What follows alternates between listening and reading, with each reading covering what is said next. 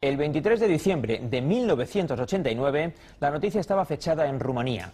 En aquellos días se producía un levantamiento contra el régimen de Nicolae Ceausescu. Hacía poco más de un mes que había caído el muro de Berlín y estaba en marcha la progresiva desaparición de los gobiernos comunistas de la Europa del Este.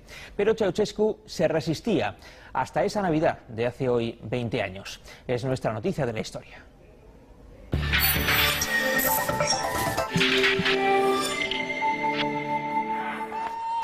Mientras uno a uno iban cayendo todos los países de la órbita soviética absorbidos por los vientos del cambio, en Rumanía el tiempo se había parado. El viejo Nicolae Ceausescu seguía dando la espalda a todo, pero sobre todo se la daba a su pueblo.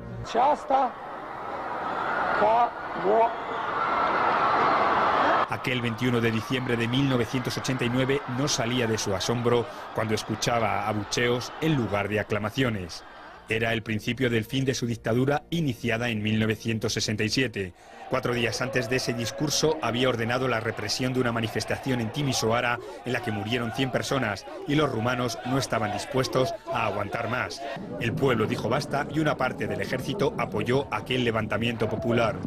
Ceausescu no quiso esperar al resultado de todo aquello que no entendía y decidió huir, pero fue detenido.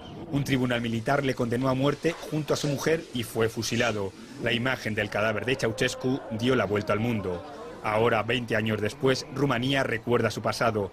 Aquella Navidad del 89 fue una Navidad de incertidumbres, de miedos, pero también de esperanzas. Nadie sabía qué iba a deparar el futuro. Lo único cierto era que en ese futuro ya no estaría Nicolae Ceausescu.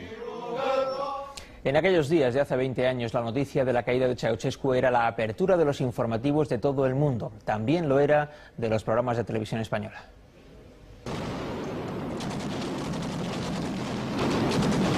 Durante 6 días dramáticos, Rumanía ha vivido al borde de la guerra civil. La dictadura de Ceausescu se desplomaba violentamente frente a una insurrección popular apoyada por el ejército. Pero las fuerzas de la Securitate, una policía política militarizada a imagen de las Waffen-SS de Hitler, resistían absurdamente, sembrando el terror y la muerte. Rumanía nunca olvidará las Navidades de 1989, cuando para ella cambió el curso de la historia. Y mañana por la noche, cuando el pueblo rumano repita una vez más el viejo tópico de Año Nuevo, Vida Nueva, lo hará con el orgullo y la esperanza de quienes acaban de conquistar la libertad pagando un alto precio por ella. Gracias por estar con nosotros hoy, 20 años después de estas imágenes que acabamos de ver, aunque tú tuviste ocasión de conocer a Ceausescu tiempo antes, cuando estaba en el esplendor de su poder. Sí, yo tuve que hacer una entrevista con Nicolae Ceausescu para el diario Pueblo, que es donde yo trabajaba entonces, pues unos cuantos años antes. Tengo que decir que fue una experiencia inolvidable por el terror que inspiraba en sus colaboradores más cercanos e incluso por el ridículo protocolo. Recuerdo que había una raya pintada en el suelo donde quienes íbamos a ver al dictador teníamos que aguardar. Él entraba a saludarnos y se paraba como 2 metros antes de la raya y tendía la mano así, de manera que para saludarlo todo el mundo, embajadores, personalidades internacionales, periodistas, tenía que alargar la mano y por tanto ponerse en una posición de reverencia ante él, ¿no? Momento en que se hacía la fotografía, ¿no? Claro. Era un régimen siniestro hasta en esos pequeños detalles.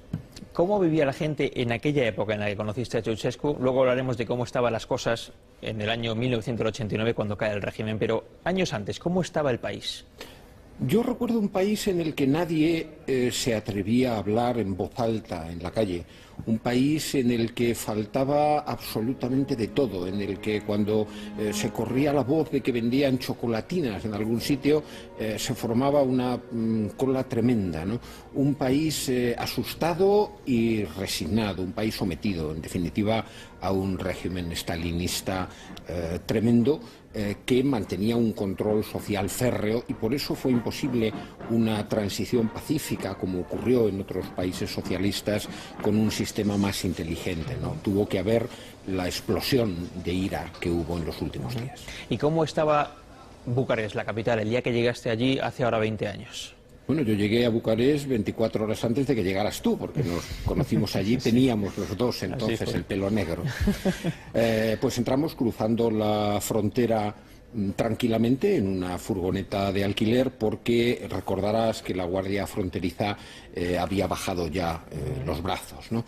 Aunque seguía cobrando a los que pretendíamos entrar en el país. Sí, pero ya no pedía visados, no ponía ninguna Solo pedía dificultad. dinero. Solo pedía dinero. Y la gente vivía expectante, nos preguntaba a los periodistas extranjeros qué estaba pasando dentro de su propio país. Recuerdo haber pasado por Timisoara en una situación de confusión tremenda, porque se ha dicho que fueron un centenar de muertos de la represión. Nunca se ha sabido. Fueron enterrados rápidamente, fueron desenterrados después por sus familiares. Junto a ellos se desenterraron otros cadáveres de las mismas fosas o de las fosas de al lado. Era imposible saber qué cifras produjo la represión. Había un enorme desconcierto, un vacío de autoridad, hasta que llegamos Jesús Mata, el operador de cámara, Ricardo Rodríguez Iznaola, el productor de Informe Semanal, y yo a Bucarest aquel día 24. Y bueno, la gente recibía a los periodistas extranjeros con verdadero cariño, con una enorme pasión, porque significábamos la libertad, significábamos la posibilidad de informar, de contar lo que estaba ocurriendo realmente en ese país desde muchos años antes. Pero la Securitate seguía resistiendo absurdamente, había francotiradores, había miedo, había pesar del miedo permanentes por la ciudad.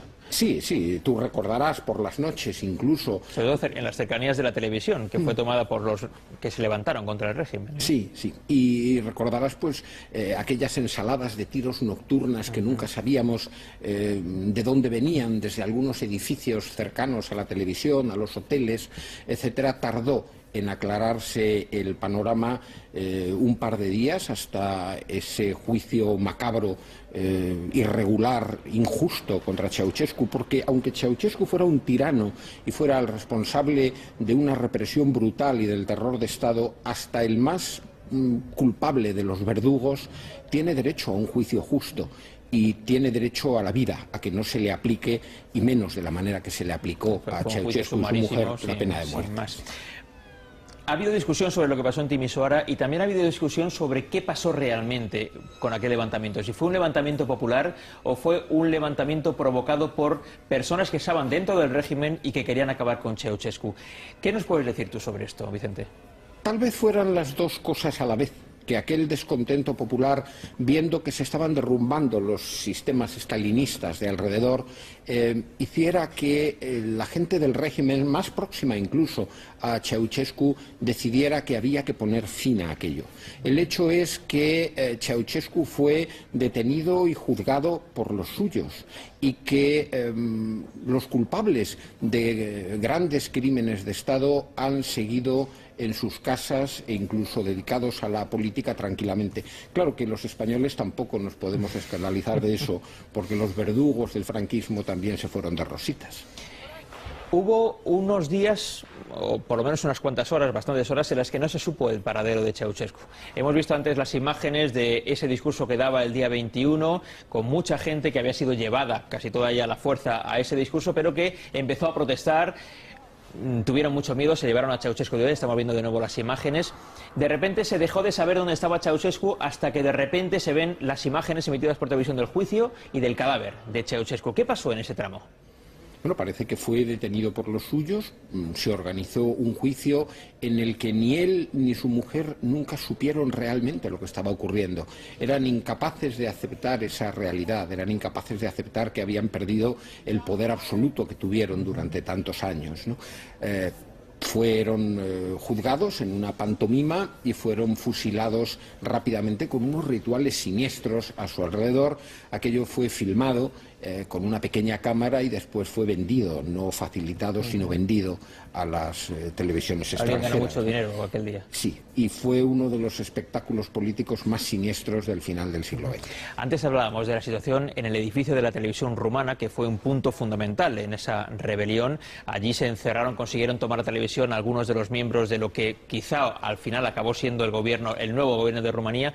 ¿Qué recuerdas de aquellos momentos dentro de la televisión? Porque era el único lugar desde el cual las cadenas de televisión televisión de otros países podían enviar imágenes a sus respectivas televisiones. Claro, era un rincón de libertad dentro de todo aquel caos y al mismo tiempo pues era una madeja de noticias confusas que circulaban entre nosotros. Tú recordarás aquellos rumores sobre los mercenarios libios que se suponía que estaban resistiendo, que no existieron, que nunca existieron, nunca, ¿no?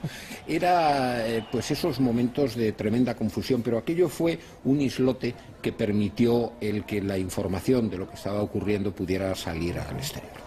También recuerdo las calles oscuras, el frío que hacía aquellos días, que había nevado y siguió nevando en los días siguientes, el miedo de la gente, la pobreza, los tiroteos. ¿Con qué imagen, qué imagen es la que te asalta cada vez que recuerdas lo que ocurrió hace hoy 20 años?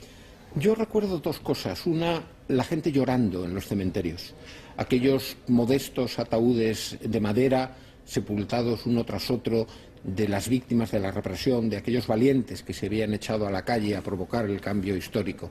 Aquellas lágrimas, por una parte, y por otra parte, la enorme alegría de la gente viendo el final de aquella época ominosa, ¿no? Yo recuerdo que en el hotel de carretera en el que tuvimos que pernoctar después de tener un accidente bajando los Cárpatos, se negaron a cobrarnos. En el restaurante donde comimos lo poco que había, se negaron a cobrarnos. Estaban celebrando la libertad e, insisto, los periodistas éramos un símbolo exterior de la libertad. Yo recuerdo esas dos cosas, el dolor de quienes dieron su vida por la conquista de esa libertad y la alegría de todos que quizás esperaban de la libertad mucho más de lo que lo han tenido, ¿no? Y también ese símbolo, vemos ahora la bandera rumana con el agujero en el medio, que todos habían arrancado el escudo que venía a representar el régimen de Ceausescu y que se hizo tan popular en aquellos días. Efectivamente, sí, era el símbolo nacional, los colores de la bandera valían, pero no el régimen que estaba incrustado en el centro de aquella bandera, ¿no? Se arrancó aquello como se arranca un tumor nacido en esa bandera. Pues han pasado 20 años y la verdad es que quienes tuvimos la ocasión de estar allí, la verdad es que nunca lo olvidaremos, porque fue un momento, la verdad, muy importante y muy significativo también en nuestra profesión, ¿no?, para quienes lo pudimos cubrir.